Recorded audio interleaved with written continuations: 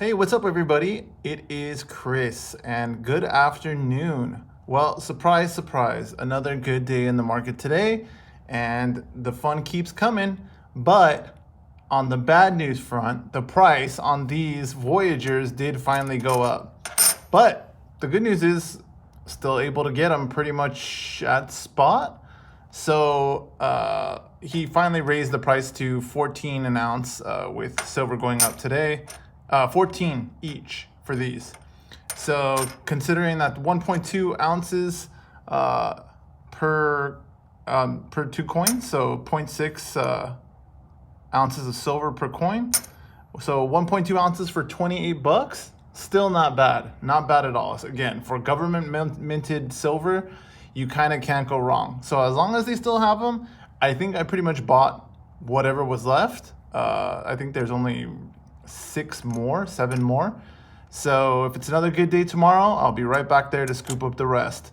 But today, something a little different is I actually took the time to talk to the guy. There was no one else in the shop today at the time that I went. So I wanted to ask him, I've been hearing a lot about the silver supply shortages and, Perth doesn't have any silver to make their coins. Royal Canadian Mint doesn't have silver. They're not making Libertads right now. So I asked him, what's the deal? And, even in his showcase, he really didn't have anything as far as the generics or any more of these guys. Like I said, there's only 6 left. I thought about just buying them all, but I like to be disciplined. I like to buy, what I plan to buy, and that's it. So I asked him, what's going on? Like, what are you hearing? So he was telling me that his guy that he buys wholesale from, wasn't getting any supply either. And that guy apparently I'm sure every coin shop thinks their guy is, the guy. But he was saying this guy is probably top 25 in the United States as far as like distribution of like wholesale. So what he was saying was that even that guy really wasn't getting much and that everything was delayed. So I asked him, what is your take on that? So what he said is that because I've even seen videos where they were saying that the industrial bars, the 1,000-ounce bars, were starting to come into a point where they were becoming hard to get. What he told me was that no, he's like, if you want a 1,000-ounce bar, he's like, I can get as many as I want. I think he said 50 cents over spot. 50 cents an ounce over spot, to be clear. Which was interesting to me. Obviously, that shows that there's really not a silver shortage per se, if what he's saying is accurate. But he did bring something to mind that was interesting to me. He was saying, it's clearly the smaller bullion that's just out of stock, that it's not like an actual silver shortage. Of course, we all know it's not a silver shortage itself, but it's, are the mints getting the supply that they need, or is it that the price that they want it at, they're not getting it at? Who knows what the real story is? There's a lot of information out there, and it's all interesting because, as stackers, it pertains to us. What he said, though, and it was pretty interesting because I kind of wanted to get a gauge, like, on what his take is. And he was saying, supply is really short right now as far as the bullion, the collectibles, this kind of thing. But what he said was his expectation is that when spot price goes up, that the premium will probably stay the same. So there'll be this same type of premium that we're seeing right now, which is right around $4, $5, $6 an ounce, depending on where you go and depending on what you're buying. You gotta love this one. It's a nice looking coin. But his expectation is that the people who are sitting on the stacking bullion, like this kind of stuff, that once they see that premium, that spot go up, probably to like low 30s, and still with the premium on it, that they'll come in droves and start selling. And then he'll have inventory. What he was saying from last year, because I asked him, what happened last year? Because I know that I sold to him. I went in there with 100-ounce bars, like, all right, how much are you gonna give me? And at the time, he was giving a good price, even for the 100-ounce bars, he was giving me over spot, which I expected to have spot. And I had nice bars too that I was selling, which was like Royal Canadian Mint 100-ounce bars, Pamp 100-ounce bars. I had another one that I sold, a 100-ounce bar. But anyway, I asked him, what ended up happening with that, because my understanding with them is that, it comes in the door, it goes right back out for the most part.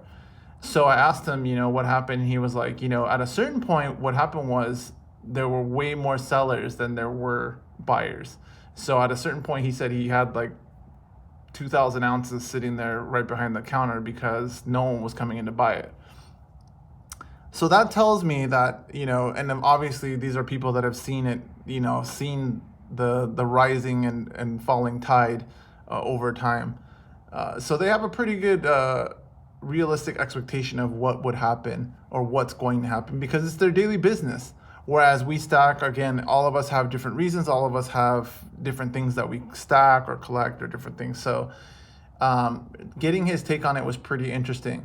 Now, the only thing I would say in that, in response to his response, is just that I would expect the same thing, that, if there's a sizable increase in spot, people are going to go in there and start selling their stuff at a certain point. Other than the people who are just constantly, selling and buying, that kind of thing. But if this whole thing with the mints not producing new inventory, like the Libertads, the Royal Canadian Mint not making bars right now, Perth is having issues.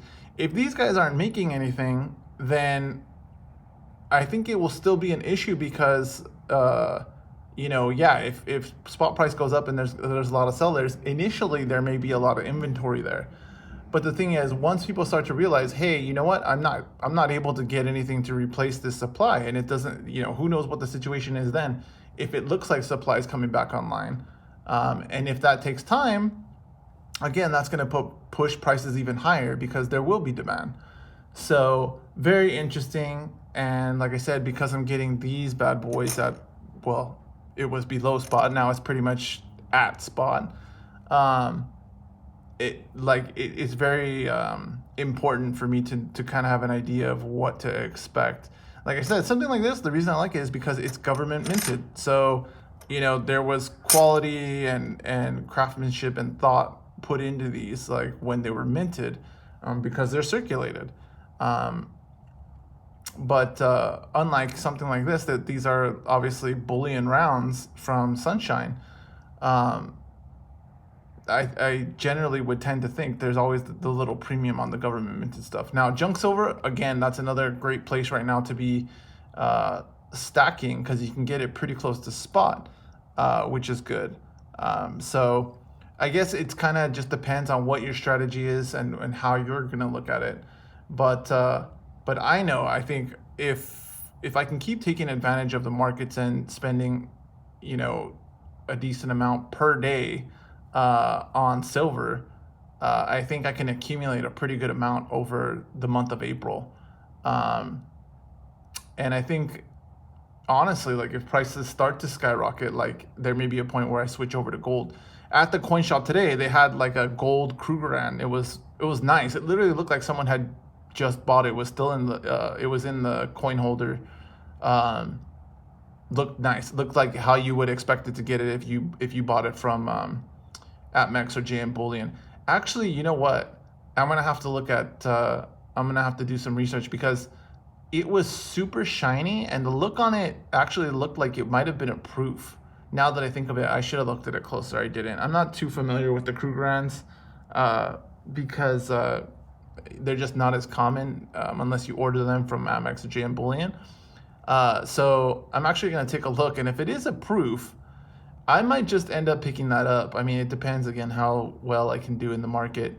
But again, my strategy is, if I can make money in the stock market using, whatever instruments, then I turn around and turn that into real money. And you know what? It's only going to benefit me, because even if spot price goes up and down, even if the premiums come back down to earth, at the end of the day, I am not going to spend this on an impulse buy and it gives me a lot of flexibility to if I did need to, turn it into pretty much instant cash. Or, you know what, like I said, I've mentioned it in previous videos, if I needed cash and I was willing to pay, you know, just for a time premium on it, like I said, like you can, if you don't want to get rid of your stack but you need cash, you can even pawn your stuff. Again, I'm not recommending that you pawn stuff. Obviously, everyone knows that's not the route you want to go down. But just to know that you could, if you needed to, is, again, more flexibility for you in the long run. And doing something in precious metals gives you all these different flexibilities. And it's not about you necessarily having to use all of them. It's about you knowing that they're there if you need them. And like I said, if we get into the environment where, hey, the price of bullion is up there, but you don't want to sell because you know that, hey, there's a chance I could never get it back if, you know, if I sell it, but you need that money, or, you know, some form of money. Obviously, you can't pawn it for what it's worth, but just you needed cash, let's say.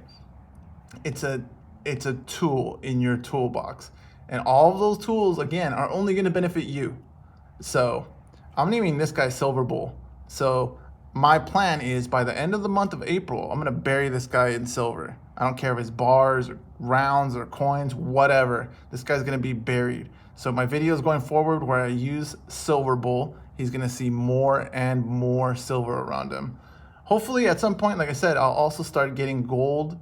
My thing is, I'm not a huge fan of fractional. I've got some fractional, but my real preference is like the half ounce and up.